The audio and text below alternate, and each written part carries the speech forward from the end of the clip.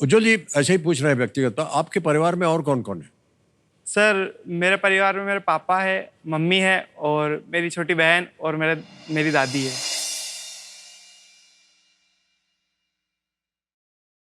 मेरा नाम उज्जवल प्रजापत है, मैं ब्यावर राजस्थान से हूँ और मेरी उम्र 22 वर्ष है।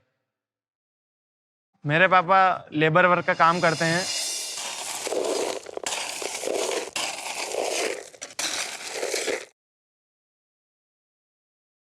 मेरी मम्मी एक हाउसवाइफ है और साथ ही साथ मेरी मम्मी बीड़ी बनाने का काम भी करती है।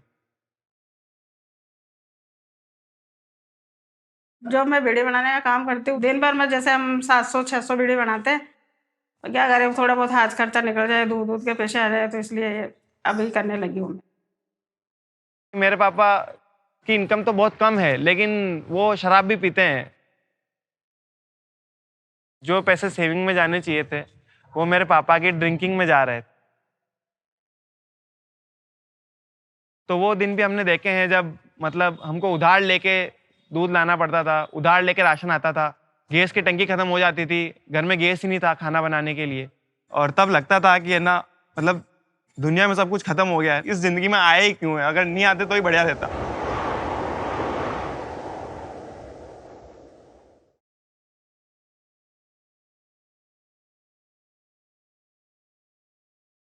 हर पिताजी ये चाहते हैं कि उसका बच्चा उसके नक्शे कदम पर चले, लेकिन मैं नहीं चाहता कि मेरा बच्चा मेरे नक्शे कदम पर चले।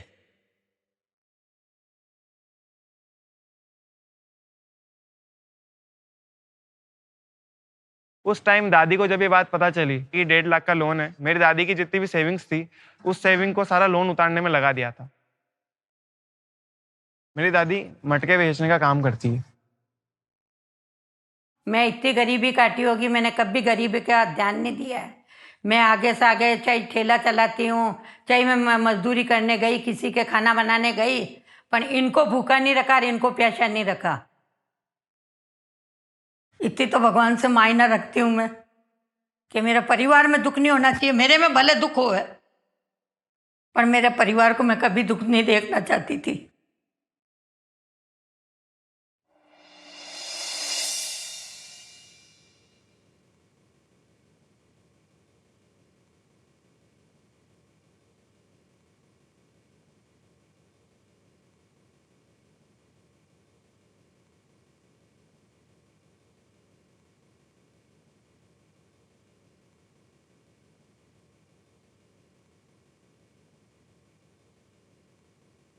सबसे बड़ी प्रॉब्लम जो हमारी लाइफ में है, मतलब कि पापा इतना कम कमाते हैं, वो प्रॉब्लम नहीं है, लेकिन जो पापा कमाते हैं ना, उसमें से भी वो है ना शराब में उड़ा देते हैं। तो सबसे बड़ी प्रॉब्लम यही है। और फिर उसके बाद फिर घर में झगड़ा वगैरह होता है, फिर बस। राइट, हम समझ सकते हैं आपके घर की परिस्थिति क्या है। सर इसीलिए हमारे लोन भी हो गए थे कोरोना में भी। जी जी जी। तो अगर मैं यहाँ से बढ़िया जीतूंगा तो सबसे पहले तो हमारा लोन उतरेगा, ताकि हम उस लेवल पे आ जाए कि जीवन में कुछ नया शुरू कर सके। जी जी सर इसीलिए सर बस अच्छा खेलूँ। जी जी, बिल्कुल अच्छा खेलेंगे आप। हम सबकी शुभकामनाएं आपके साथ।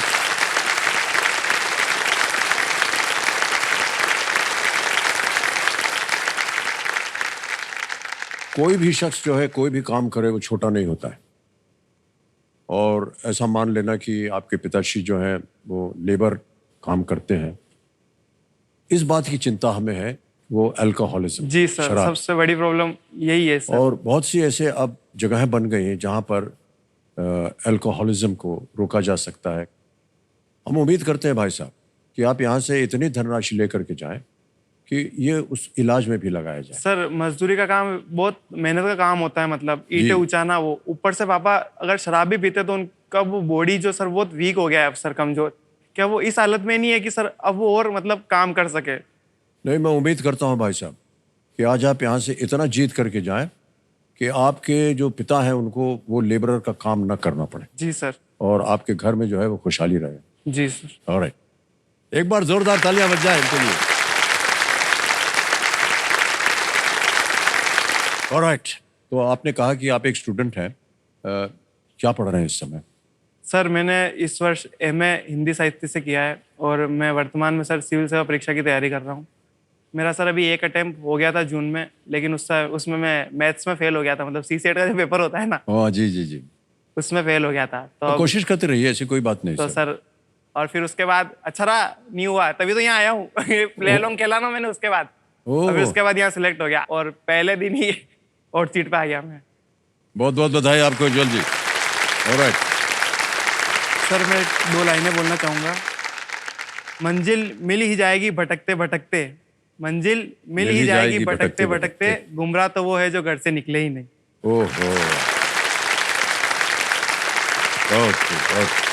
तो सर आज ये जो मंजिल मुझे मिली है, तो यहाँ तक मुझे जिसने पहुँचाया है, तो वो हमारे घर की लेडी सिंघम है। मतलब हमारे परिवार को जिसने, मतलब कभी भी जब अब जरूरत हुई, हमेशा सबसे पहले जिन्होंने प्रयास करा है, तो वो लेडी सिंघम मेरे पीछे। जैसे कहते हैं ना कि हर मर्द के पीछे एक औरत का हाथ होता है, बिल्कुल। तो मेरे पीछे जो मेरे पीछे बैठी हुई है ना औरत, मेरी दादी, वाह उनका वाह हाथ। वाह, क्या बात।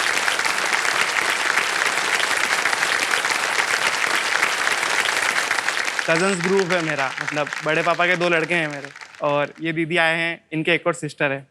तो ये चारों मिलके, मतलब मुझे जब भी ज़रूरत होती है ना, जैसे अभी कोरोना के बाद हमारी स्थिति ठीक नहीं थी, तो उसके बाद सारा खर्चा यही उठा रहे हैं मेरा। मतलब लाइब्रेरी जाना, किताबें लाना, यूपीएससी के लिए जितना मटेरियल होता है, महंगा पड़ता है हर चीज़। तो जब भी मुझे ज़रूरत होती थी ना, बस एक कॉल लगाता था मैं कि है ना अभी इतने रुपए चाहिए, और हाथों हाथ मतलब बैंक में आ जाते थे कि पढ़ाई के लिए जब भी मांगेगा रात को उठ के, मतलब तुझे पैसे दे देंगे हाथ में।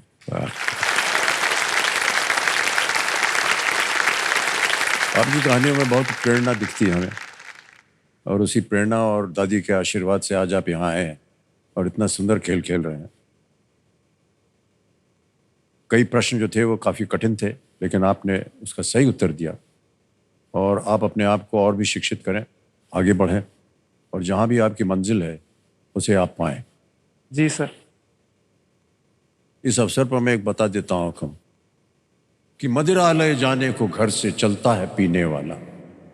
मदिरालय जाने को घर से चलता है पीने वाला, किस पथ से जाऊं असमंजस में है वो भोला भाला।